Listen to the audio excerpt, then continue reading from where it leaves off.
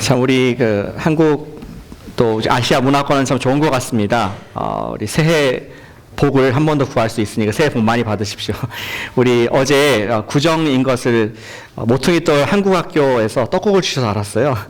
한국에 있었으면 다 알 텐데 너무나 감사하고, 또 우리 전 세계 인구의 반이 이 또 중국에서는 춘절, 한국에서는 구정을 지키면서 기뻐하고 또 다시 한번 힘을 낼 수 있는 그런 축복의 시간이 된다고 생각합니다. 그러나 우리가 마냥 또 감사하고 기뻐할 수만은 없는 것은 아까 기도에 언급하셨듯이 또 이제 중국의 우한시에 지금 그 코로나 바이러스가 폐렴이 생겨서 많은 사람들이 걱정을 하고 또 사람들이 생명도 잃어가는 무서운 모습을 보고 있지 않습니까? 득자하니까 중국에 지금 춘절에 수많은 사람들 이동을 해야 되는데 2천만 명이 이 트래블 밴 금지돼서 움직이지 못하고 최악의 명절을 보내고 있다는 소식에 가슴이 아픕니다. 그리고 또 이것이 퍼져서 미국에도 세 번째 이제 복균자가 발견이 되었고, 또 우리 샌프란시스코도 아시아랑 가까운데 또 두려운 마음들이 드는 것도 사실입니다. 뉴스에 보니까 중국의 많은 그 사람들이 마스크를 하고 다니더라고요. 이것을 전염을 막기 위해서, 또 내가 받지 않기 위해서 그러한 마스크를 착용하고 편의점마다 마스크가 동의난 그런 상황들을 볼 수가 있었습니다. 국가 단위로 이 신종 바이러스에 대한 대책이 없기 때문에 방역을 엄청나게 하고 또 그만큼 더 방비를 하는 모습을 보게 됩니다. 우리가 과학적으로 이렇게 증명할 수 있는 바이러스도 우리가 정말 더 강할수록 이 방역을 하고 또 막아야 되는 것처럼, 우리 보이지 않는, 사실은 이 세상에 치사율 100%인 영적인 질병이 돌아다니고 있지 않습니까? 바로 죄가 우리 가운데 창궐하고 있습니다. 그런데 우리는 이 속에서 거룩한 백성, 구원받은 하나님 백성으로서 어떻게 우리가 살 수 있을까? 거룩한 백성 어떻게 살 수 있을까 하는 고민들을 하게 됩니다.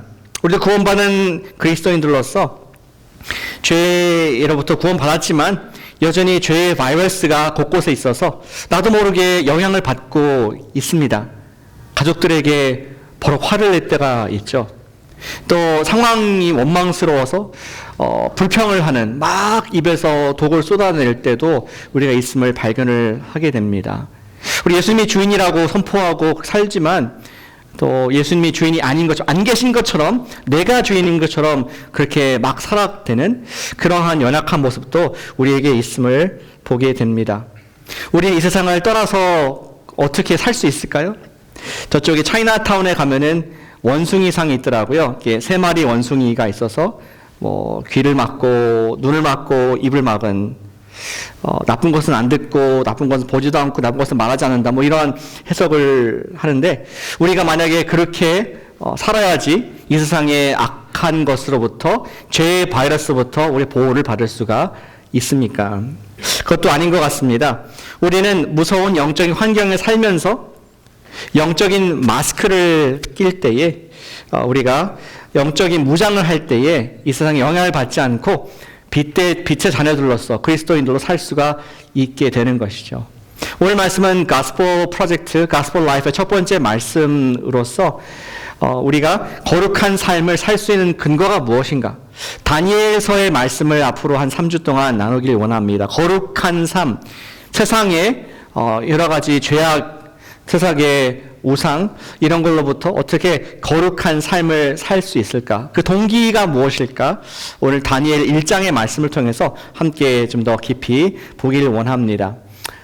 우리 다니엘서에서 배우는 첫 번째 교훈은 이것입니다. 거룩한 정체성을 기억할 때 우리는 거룩한 삶을 살 수가 있습니다. 같이 해주시면 감사하겠네요. 거룩한 정체성을 기억하라. 영어로 한다면 remember who you are. 주님 안에서 갖고 있는 정체, identity, 내가 누구인가를 기억할 때 우리는 거룩한 삶을 살 만한 동기를 부여받게 됩니다.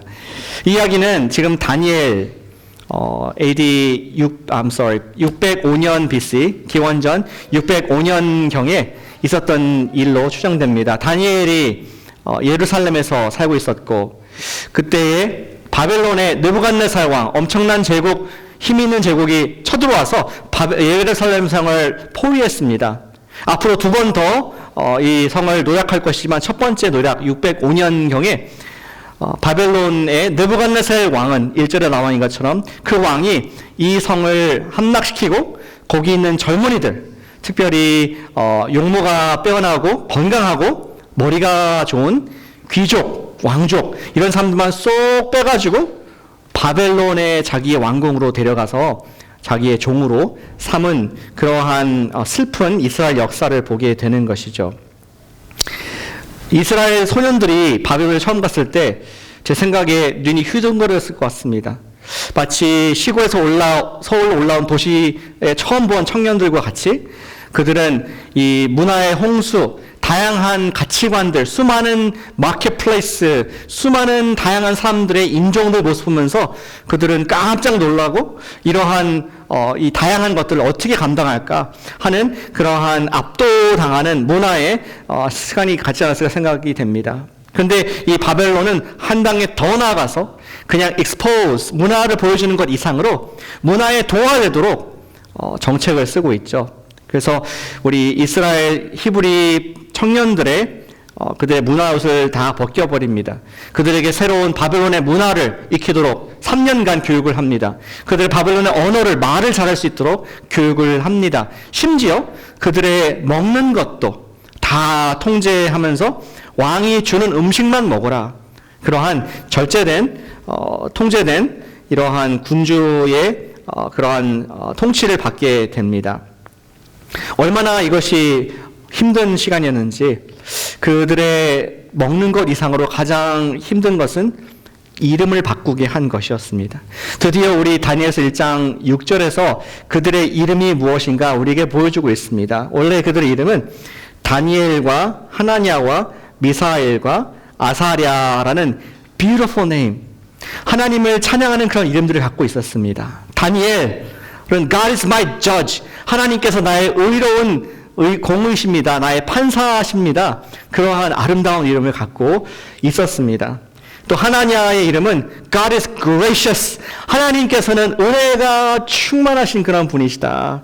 그런 멋진 이름이 있었습니다. 미사엘, who is like God, 여호와 같은 하나님과 같은 분이 어디 계시냐, 그러한 찬양하는 이름이었습니다. 아사랴, God is my helper, 나의 도움이십니다. 하나님을 높이는, 하나님을 간구하는 그러한 아름다운 이름들을 바벨론을 그 이름을 하나하나 다 개명을 하고 바꾸면서 가증스러운 이름을 바꿔줍니다. 다니엘은 우리 7절에 보니까 벨드사살 이런 좀 어색한 이름을 주게 됩니다. 벨드사살의 뜻은 wife of God, 벨 신의 부인이여, protect the king, 왕을 보호하시옵소서, 이러한 우상의 이름을 주었습니다. 또 우리 사드락이라는 이름을 주었는데 사드락의 이름 뜻은 command of Aku, moon god, 달의 신인 아쿠의 명을 받은 자, 이러한 이름을 주었습니다. 메삭, who is like Aku, 하나님과 같으신 분이 어디 계시냐가 아니라 아쿠와 같은 신이 어디 있느냐. 그리고 또 아벤느고, servant of 느보, 느보 신, 죽음의 신 느보 신의 종이다. 이러한 보이는 달과 자연의 물질 풍요, 이런 것을 찬양하는 신들의 이름을 붙여주면서 치욕스러운 그들의 정체성을 다 벗겨버리는 그러한 문화적인 억압을 다니엘과 그의 친구들이 경험을 하게 됩니다. 성경에서 바벨론을 얘기할 때 항상 바벨론은 하나님을 대적하는 rebel, 반항하고 대적하는 사람으로 표현이 되고 있습니다.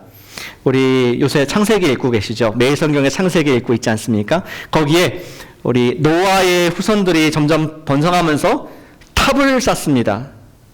그 탑의 이름이 시나이 평지에 세운 바벨 탑이었습니다. 하나님께 rebel, 나는 하나님이 필요 없고 내가 탑을 쌓아서 다시는 하나님의 진노를 경험하지 않겠다. 인간이 스카이스크래퍼, 높은 고층 건물을 지으면서 하나님께 도전한 대담한 그러한 일이 바로 바벨 사건이었습니다. 그리고 성경에 오늘 보고 있는 이 바벨론도 하나님의 거룩한 백성들 이스라엘을 완전히 점령해서 속국으로 만들어버리는, 그 계속 지금 바벨론에 끌려와서도 그들의 민족을 말살하고자 하는 하나님의 백성들을 대적하고 하나님을 거역하는 바벨론, 성경은 그렇게 그려주고 있습니다. 그래서 성경의 가장 마지막 책인 요한계시록에서는 바벨론을 상징적으로 얘기하면서 음녀라고 얘기합니다. 수많은 크리스천들, 하나님을 따라가는 예수님의 제자들을 순교시키고 많은 사람들을 세속적으로 타락시킨 사탄의 상징으로 바벨론을 얘기를 하고 있습니다. 이렇게 무서운 바벨론이 지금 이스라엘을, 특별히 지금 4명의 소년들, 하나님의 백성의 거룩한 옷을 입은 그 소년들을 억압하고 또 그들을 진멸하고자 하는 무서운 그 역사적인 모습을 보게 되는 것이죠. 사탄의 목표는 하나님 백성의 문화와 언어, 학문, 그리고 그들 안에 제일 중요한 정체성, 아이덴티티를 싹 빼앗아가는 것이었습니다. 이러한 하나님 백성들을 향한 공격, 어택, 바벨론과 사탄의 공격의 목적은 assimilation, 그들과 동화시키는, 세상과 그냥 하나가 되기는 전혀 어떠한 구분되지 않은 삶을 살도록 하는 것이 목적이었습니다. 이런 공격은 심지어 예수님도 똑같이 받으셨다는 거 아십니까? 예수님께서 그의 공생애를 시작하시는 그때의 시간에 시험을 받으시죠. 3번의 시험을 당합니다. 마귀의 시험을 성령에 이끌어서 봤는데, 마태복음 4장 8절을 보시길 바랍니다. 우리 스크린에 없지만 4장 8절부터 10절까지 마태복음에 보시면은 예수님께서 어떠한 시험을, 어떠한 바벨론의 시험을 받으신지 볼 수가 있습니다. 제가 읽어보겠습니다. 4장 8절. 마귀가 또 그를 데리고, 예수님이죠, 지극히 높은 산으로 가서 천하 만국과 그 영광을 보여 이르되, 만일 나에게 엎드려 경배하면 이 모든 것을 너에게 주리라. 이 예수께서 대답하시되, 사탄아 물러가라. 기록되었을 때 주 너의 하나님께 경배하고 다만 그를 섬기라 하였느니라. 아멘. 사탄의 유혹은 무엇이었습니까? 예수님에게 바벨론을 보여준 것이었습니다. 자, 이 멋진 바벨론을 보라. 여기 있는 수많은 돈과 수많은 명예와 왕들, 그리고 culture,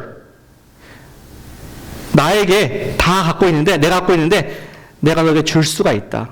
Against the culture가 아니라, culture가 또 우리 정치가, 경제가 너를 높이고 인정하고 너를 존중할 것이다. 단 한 가지 조건, 하나님을 경배하지 말고 이제는 나를 경배해라 하면서 사탄은 자기와 동일한 나의 밑에 들어오기를 얘기를 합니다. 그때 예수님께서 이기셨던 한 가지 말씀, 그것은 무엇이냐? 주의 말씀에 이르기를 주 너의 하나님을, 여호와를 경배하고 다른 것을 경배하지 말라. 예수님은 자신의 아이덴티티를 아셨습니다. 본인이 하나님의 아들, 아버지 하나님만을 경배하고 그분을 예배하는 그의 정체성이 분명하셨기 때문에 예수님께서는 말씀으로 사탄을 다 무너뜨리신 것을 우리는 기억을 하고 있습니다.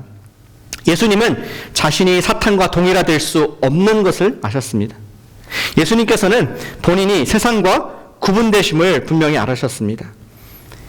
사탄과 구분된 바로 그것, 세상과 구분된 바로 그것이 무엇입니까? 거룩이라는 것이죠. 예수님께서는 자신의 거룩한 아이덴티티, 내가 하나님께로부터 부름받은 자이고 하나님의 아들이라는 그러한 거룩한 신분이 분명하게 있으셨기 때문에 예수님은 사탄의 모든 것을 주겠다, 바벨론의 내 모든 부를 다 주겠다, 모든 왕들의 왕이 될 것이다, 이러한 유혹도 맞설 수 있는 영적인 바이러스에 감염되지 않는, 죄의 바이러스에 감염되지 않는 그러한 믿음이 있으셨던 것을 보게 됩니다. 사랑하는 여러분, 오늘도 사탄은 바벨론에 살고 있는 저와 여러분들에게 유혹을 합니다. 목적은 똑같습니다. assimilate. 너와 내가 다르지 않다. 같이 가자 하면서 우리가 그 세상 문화에 동화되고 죄의 영향력 속에서 살게 하는 전략을 가지고 있습니다. 그 속에서 우리가 죄로부터 보호를 받을 수 있는 영적인 마스크가 있는데, 바로 예수님이 사용하셨던 마스크, 거룩함, 구분됨, 예수님 안에 발견된 우리의 정체성으로 말미암는 거룩함으로 우리는 구분될 수 있다는 것입니다. 사랑하는 여러분, 거룩한 정체성을 꼭 기억하시기를 축복합니다.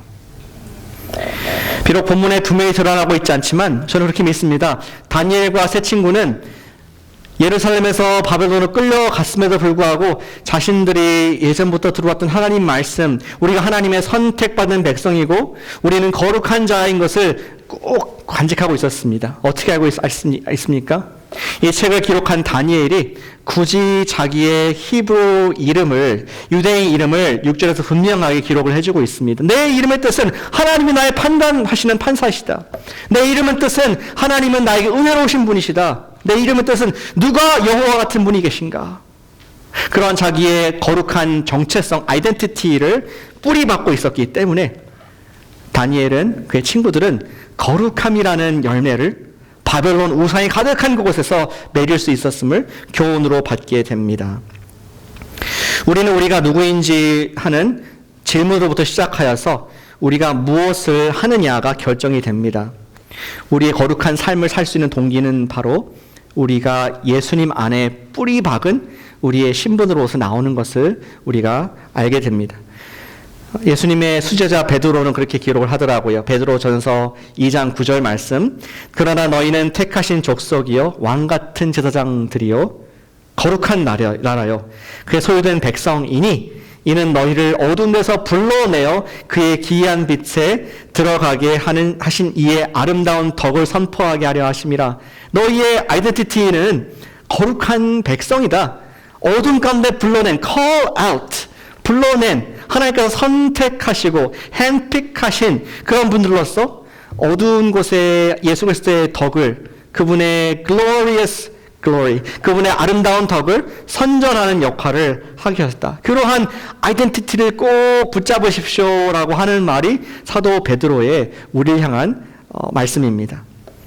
거룩한 열매를 맺기 위해서는 거룩한 뿌리가 필요합니다. 우리의 삶 가운데 거룩함이라는 그러한 열매를 맺기 위해서는 우리 거룩하신 예수 그리스도께 깊이 뿌리를 내려서 그분에서 나오는 거룩함에 구분된 삶을 살 수 있음을 믿으시길 바랍니다. 우리의 거룩한 삶을 살기 위해서는 예배를 통하여 그리고 가스펠 라이프를 통하여 성경 공부를 통하여서 우리가 하는 것은 무엇입니까? 매주 정체성을 확인하는 것입니다. 아, 내가 이래봬도 하나님의 아들이구나. 내가 이래봬도 예수님께서 피값 주고 사신 하나님의 딸이구나. 내가 존귀한 존재이구나. 나는 세상과 다른 사람이구나. I'm holier than thou. 그런 교만한 태도가 아니라 정말 내가 은혜를 받은 사람이구나. 하나님께서 이렇게 나를 사랑하셔서 이렇게 못난 나를 지금도 인도하시는 목자가 계시구나.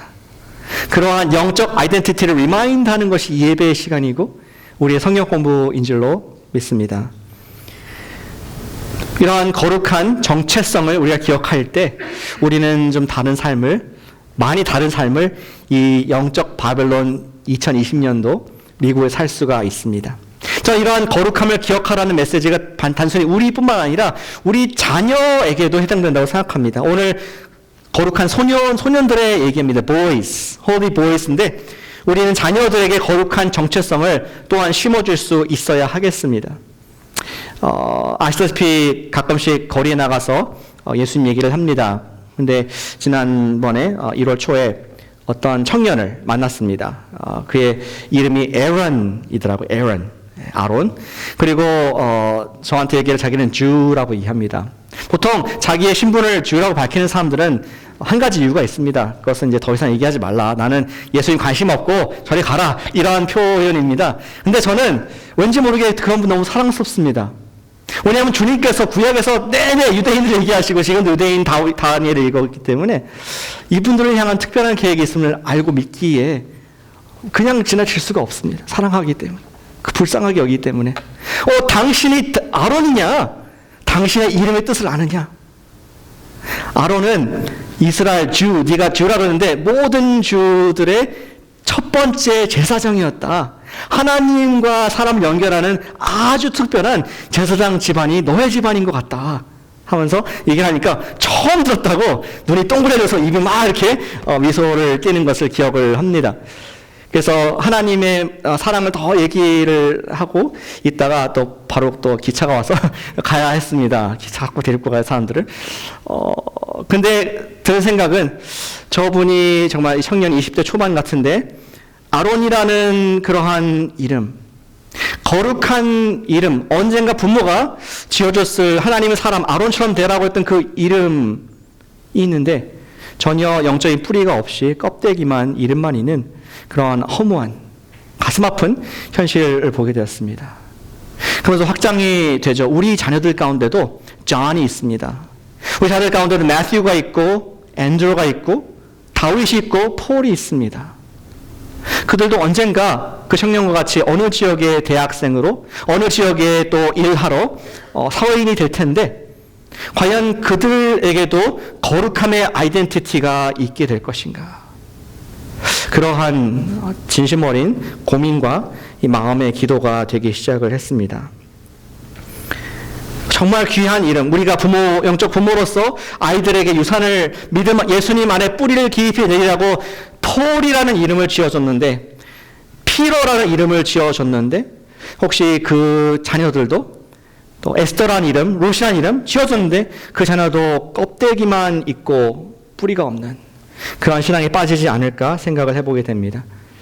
데이비드 캐너만이라는 바나의 크리스천 리서치 하시는 분이 책들을 여러 개 쓰셨습니다. 유명한 분입니다. 근데 이분이 2011년도에 쓴 통계에 보면은 우리 대학을 우리 교회에 있다가 우리 대학을 간 그러한 청년들을 보면은 59%가 교회를 떠난다는 그런 통계를 본인이 확인을 했습니다. 그리고 그 뒤에 작년에 2019년도에 한 9년, 8년 지난 시점에 또 통계를 다시 봤는데 그동안에 숫자가 변했습니다. 교회를 떠나는 퍼센티지가 64%로 59%에서 64%로 더욱더 많은 청년들이 신앙을 떠나는 그러한 젊은 미국의 모습들을 보게 됩니다. 물론 우리 한인교회들은 조금 다릅니다. 조금 더 보수적이라서 퍼센트가 좀 낮은 것은 사실입니다. 그러나 지난 8년, 9년, 10년 동안 What did we do? 우리 이러한 현상을 알면서도 자녀들이 주님을 떠나는 것을 알면서도 What did we do? 우리는 지금까지 뭐를 했는가? 그러한 자성의 목소리를 가질 수밖에 없습니다. 사랑하는 여러분, 다니엘서를 특별히 거룩한 소년들의 모습을 티네이저를 우리에게 보여주시는 이유는 하나님께서 우리에게 아직도 기회가 있다. 아직도 우리 가운데 수중에 있는 우리 아들과 딸들을 거룩한 아이덴티티를 가지고 이 세상에 거룩한 삶을 살 수 있도록 우리에게 기회를 주었다는 것을 리마인드 주는 말씀이라고 저는 믿습니다. 우리 아직 품에 있을 때 우리 아이들에게 영적 아이덴티티, 그들이 주님 안에 뿌리를 박을 수 있도록 기회 되는 대로 복음을 리마인드 해주고 삶에서 보여주는 그런 거룩한 부모가 되시기를, 그런 교회가 되기를 축복합니다. 저는 밤마다 그런 기도를 간절히 합니다. 아이들을 축복하면서 every night 일부러 얘기를 합니다. 주님, 오늘 내 아이를 보호하셨음을 감사합니다. 주님께서 보호하셨습니다. 내일도 이 아이의 주인 되신 예수님께서 인도해 주시옵소서. 그에게 믿음을 주시고 주님께서 이 아이를 책임져 주시옵소서. 계속 똑같은 기도를 하면서 이 아이의 진정한 믿음의 뿌리가 예수 그리스도에 있음을 기억을 해 주려고 노력을 합니다. 저한테 이런 그림이 있기 때문에 그렇죠. 언젠가는 우리 미니밴에 짐을 잔뜩 싣고 옷가지와 또 가재도구 약관과 책들을 가득 싣고 언젠가 대학으로 운전을 할 날이 있을 것입니다. 여러분 중에서 벌써 떠나버린 분들도 있겠죠. 근데 저는 아직 앞두고 있습니다. 그때에 챙길 거 옷과 또 여러 가지 가재도구와 책들 이런 거 다 챙기는데 제 마음속 깊이 이 아이가 영적 신앙, 이 아이가 거룩한 아이덴티티가 있을까? 대학 가서 수많은 인본주의와 수많은 다양한 철학들과 학문들을 배울 텐데, 무신론을 배울 텐데, 이 아이가 과연 그 바벨론에서 거룩한 삶을 낼 수 있을까? 그 대답에 자신이 없다면은 우리는 기회 있을 때에 지금 계속 자녀들에게 복음의 정체성을 심어주는, 다니엘을 만들어내고 새 친구를 만들어내는 그러한 기회가 있음을 우리가 주 앞에서 받기를 원합니다. 매일 그리고 기회 있을 때마다 복음의 정체성을 심어 주십시다. 이번에 토요일 날 우리 예배를 드린 것도 그런 것입니다. 한 달에 한 번 올해부터 첫 주 토요일은 우리 자녀들과 함께 예배를 드립시다 한 것도 그렇게 시간이 많지 않습니다.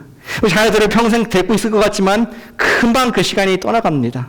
그러나 엄마 아빠와 함께 예배하는 그 기억, 그때 기도를 받았던 그 추억, 그 믿음의 뿌리가 더 깊이 조금이라도 더 들어가기 원하는 마음으로 그 아이들을 여러분들과 함께 이 자리에 초대를 합니다. 우리가 복음의 정체성을 심어주어서 거룩함이란 열매를 맺을 수 있도록 저렇게 기도를 합니다. 우리가 거룩함을 살 수 있는 모티베이션, 동기 첫 번째는 다니엘을 보니까 그가 거룩한 그러한 우리 정체성을 기억을 했습니다. 그리고 두 번째 우리에게 스토리가 보여주시는 것이 있습니다. 어떻게 거룩한 삶을 살 수 있습니까? 그것은 거룩한 승리들을 기억하자는 것입니다. 같이 해주시면 감사하겠습니다. 거룩한 승리들을 기억하자. 예, 거룩한 승리, 거룩한 은혜들이라고 할 수도 있겠습니다. 우리 8절에 보니까 다니엘이 좀 위험한 결단을 합니다. 8절, 다니엘은 뜻을 정하여 왕의 음식과 그가 마시는 포도주로 자기를 더럽히지 아니하리라 하고 자기를 더럽히지 아니하도록 환관장에게 구하니. 영어로 보니까 he was resolved. 새 결심을 한 것처럼 굳건하게 마음에 결정을 한 것입니다. 뜻을 정했습니다. 무엇이라고? 바벨론에 지금 왕의 밥상에서 떨어져 나오는 이러한 음식들이 우상에게 드린 것이고 또 우리 유대인들이 볼 때는 깨끗하지 못한 것인데 그것을 알고 있는 이상 불편한 것입니다. 이걸 내가 먹을 수가 없다. 돼지고기가 나오고 여기에 비늘이 없는 생선이 나오고 또 아까 말한 노보 신이나 벨 우리 신에게 드렸던 그런 음식들을 내가 받았다는 생각에 다니엘과 친구들은 견딜 수가 없었습니다. 결국 그를 책임지고 있는 환관장에게 말하기를 이것을 내가 먹지 않겠습니다. 그리고 컨텐츠를 보니까 도전을 하죠. 앞으로 열흘 동안 채식을 하겠습니다. 그 왕의 상에서 내려오는 밥상에서 먹지 않고 포도주를 마시지 않고 내가 물을 마시겠습니다. 열흘 후에 다른 나라에서 온 다른 소년들과 비교해 보십시오. 그리고 그렇게 도전을 합니다. 대단히 위험한 도전입니다. 왜냐면은 이제 그냥 얹혀서 가면 되는데 그냥 다 끼워서 그냥 안 보이게 가면 되는데 이제 좀 삐져나올 수 있는 그러한 불편한 얘기였습니다. 환관장의 이 눈썹이 올라가게 되는 눈살을 찌푸리게 되는 그런 위험한 결단이었습니다. 어떻게 다니엘과 친구들은 그러한 위험한 하지만 위대한 결정을 할 수 있었을까요? 우리 본문의 9절에서 힌트를 얻을 수가 있습니다. 9절에 보니까 하나님이 다니엘로 하여금 환관장에게 은혜와 긍휼을 얻게 하신지라. 다니엘의 자신감의 근원은 어딘지 아십니까? 평생 그가 경험해왔던 이번 한 번이 아니라 계속 되어왔던 하나님의 은혜와 긍휼 그것이 그의 삶 가운데 쭉 자신 있게 축적되어 왔습니다. 마치 어린 아이가 이제 힘을 얻어서 기어가면서 얻은 머슬로 말미암아 일어서서 걷듯이 그리고 걷는 아이가 나중에는 더욱더 발전해서 성장해서 어른 돼서 마라톤도 뛸 수 있듯이 우리 다니엘은 그리고 친구들은 그동안에 하나님께서 주신 은혜를 기억하면서 오늘 지금 얻게 된 환관장 앞에서 은혜뿐만 아니라 과거의 예루살렘에서 그 지금 바벨론에서까지 주신 은혜를 생각할 때에 용기와 또 믿음으로 나갈 수 있는 결단력을 얻을 수가 있게 되었습니다. 다니엘은 아마 생각이 났을 것입니다. 어떻게 예루살렘 성이 함락이 됐을 때에 그를 죽이지 않고 보호해 주셨는지 또 여기 바벨론 올 때까지 얼마나 많은 사람들이 비록 무섭고 또 포로로 왔지만 하나님께서 곳곳에 주신 은혜의 손길로 불쌍여김을 받게 하셨고 이 자리까지 왔는지 그는 그 하나님의 favor, 호의를 기억하게 됐습니다. 우리 지난번에 호의가 복이라고 하지 않습니까? 하나님의 복이 호의라고 했는데 우리 히브리 말로는 헤세드입니다. 헤세드. 우리 신약에서는 grace로 말하는 것입니다. 지금까지 내 인생을 돌아보니까 내 인생에 하나님의 은혜의 벽돌로 한 발짝 한 발짝 걸어왔구나. 이것을 다니엘이 보고 알고 있었던 것입니다. 마치 우리 그 시 있지 않습니까?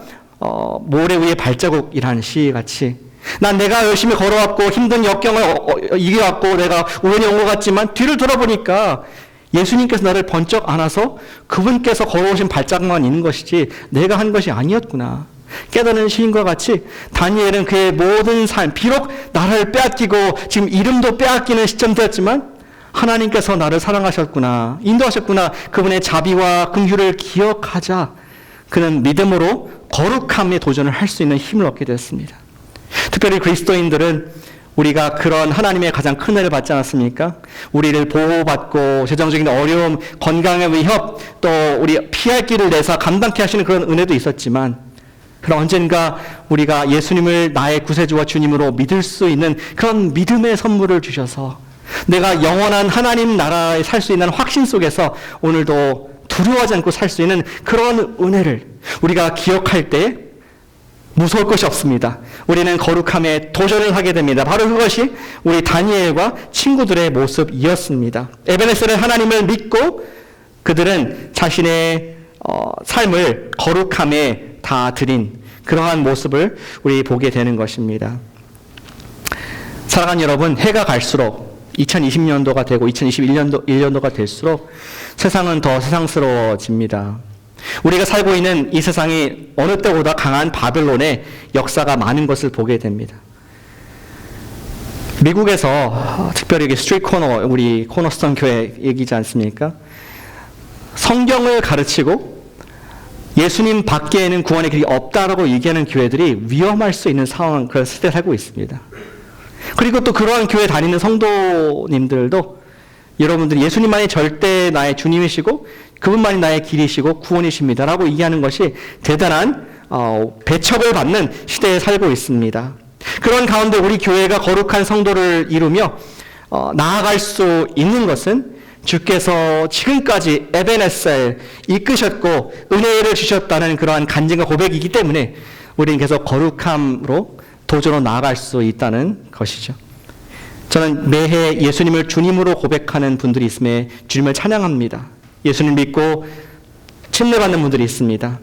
또 속도가 느리긴 하지만 교회 가운데 제자가 되겠습니다, 예수님을 따라가겠습니다 하면서 영적 리더로서 헌신하는 분들이 있음을 보면서 주님의 은혜입니다. 교회에 필요한 재정들을 채워주시는 하나님의 은혜를 보았을 때 정말 힘이 나고 주님께서 우리에게 더 앞으로 나가길 원하시는구나, 그 은혜를 기억할 때, 우리 거룩함의 은혜를 기억할 때 우리는 앞으로 나아갈 수 있는 힘을 얻게 되는 것이죠. 그리고 또 비록 소수의 사람이지만 거룩한 주중 새벽 예배를 포기하지 않고 드리게 되는 것은 거룩한 승리의 기도 응답들이 있기 때문에 우리는 그러한 일들을 계속 하고 있습니다. 사랑하는 여러분, why not? 거룩한 일에 스스로를 들이시기를 축복합니다. 올해 이 거룩한 소년들과 같이 거룩한 습관으로 내가 도전해야 될 부분이 혹시 있지는 않습니까? 비록 우리는 정치적인 바벨론에 살고 있지는 않습니다. 근데 어떤 분이 그렇게 표현하시더라고요. 우리가 살고 있는 시대는 디지털 바벨론에 살고 있다, 디지털 바벨론에 살고 있다, 이런 얘기를 하게 됩니다. 특별히 FOMO, Fear of Missing Out. 소셜미디어나 뉴스나 또 여행지나 정보, 내가 좀 뒤쳐져 있으면은 내가 좀 떨어져 있는 것처럼 느껴지는, 최근 소식을 못 들었어? 또 거기 안 가봤어? 그러한 교육 정보 몰라? 하면서 미디어의 영향 속에 그 문화의 흐름에 있지 않으면은 도태되어 있는 사람처럼 느끼게 하는 디지털 바벨론의 폭정을 우리로 하여금 스크린을 떠나서는 살 수 없는, 구글을 떠나서 살 수 없는 그러한 종으로 만들어버리는 그러한 시대에 살고 있음을 우리는 분명하게 보기를 원합니다. 비록 어떤 경제적인 제재, 또 어떤 정치적인 핍박, 그런 바벨론은 아니지만 사탄은 여전히 우리에게 우리의 정체성을 희석시키고 거룩한 삶을 살지 못하고 You are one of us, 그냥 일반 다 똑같은 사람들이지, 그냥 선량한 세레슨이지, 그렇게 살도록 우리를 길들이는 그러한 바벨론 독재를 받고 있다는 것입니다. 그러한 속에서 거룩한 습관을, 거룩한 도전을 한다는 것은 무엇입니까? 저는 대표적인 예가 우리 이 예배 시간을 생각합니다. 예배 시간에 여러분 스크린 안 보지 않습니까? 거의 24시간, 잘 때 빼고는 다 뭔가 디바이스를 보고 있을 텐데 이 시간 안 보지 않습니까? 안 보길 바랍니다. 그리고 근데 이 시간 내 힘을 다해서 온 마음을 다해서 세상에 커넥트된 것이 아니라 하나님과 커넥트되길 원합니다. 나의 이 unholy 커넥션을 끊어버리고 세상에 내 궁금한 지식들 구글할 수 있는 것 이것이 아니라 사람들이 어떻게 생각하나 소셜 미디어가 아니라 주님과의 커넥션을 갖겠습니다 하는 선포가 선언이 바로 거룩한 습관이라고 믿습니다. 우리가 이 예배 시간을 주님께 온전히 프라이어티를 가지고 올해 드리기를 그렇게 축복하고 소원합니다. 우리 거룩함에 주님께 드린 예배 중요합니다. 또 우리 주님 앞에 드리는 성역 공부 시간. 세상에 볼 때 너 뭐 하는 거냐? 이 시간에 다른 거 할 거 많은데 가족들과 시간 보내야 되고 또 혼자 더 일을 할 수 있는데 왜 성역 공부 수천 년 된 책 공부하느냐? 세상에 볼 때는 전혀 이해가 되지 않습니다. 그러나 하나님과의 커넥션, 나의 영적 아이덴티티를 형성하는 그 시간을 소중히 여기고 거룩한 습관을 우리가 드리는 것은 세상에게 선포를 하는 것입니다. 나는 미디어의 종이 아닙니다. 나는 바벨론 종이 아니고 살아계신 나의 예수님 그리스도를 주님을 섬기는 사람입니다. 그것이 우리의 실제적인 고백과 선포가 되기를 축복합니다.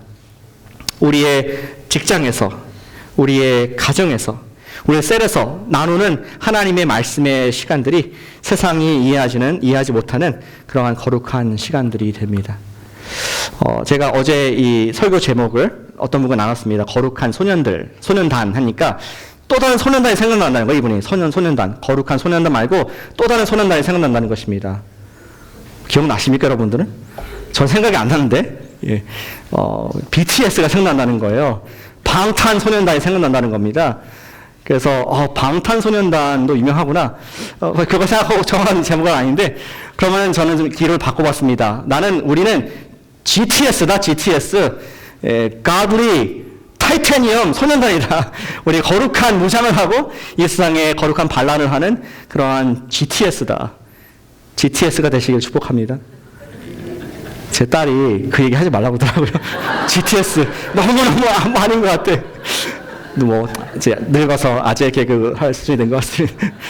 그러나 웃자고 한 얘기지만 우리가 세상의 BTS보다 더 뛰어난 하나님의 거룩함을 담은 그런 소년단이 될 때에 우리 1장 다 읽었지만 하나님께서 10배나 뛰어난 지혜를 주시더라고요.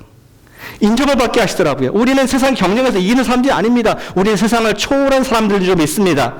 주님께서 주시는 지혜, 주님께서 주시는 기회, 주님께서 주시는 생명, 그리고 흔들리지 않는 거룩한 파운데이션이 있기 때문에 어떠한 세상의 평가, 어떠한 비판도 이길 수가 있고 주님 안에 거룩함이란 열매를 통하여서 세상이 알지 못하는 생명을 살리는 열매를 맺는 주인공 될 줄로 믿습니다. 거룩한 소년단이 되시기를 주님의 이름으로 축복합니다. 기도하겠습니다.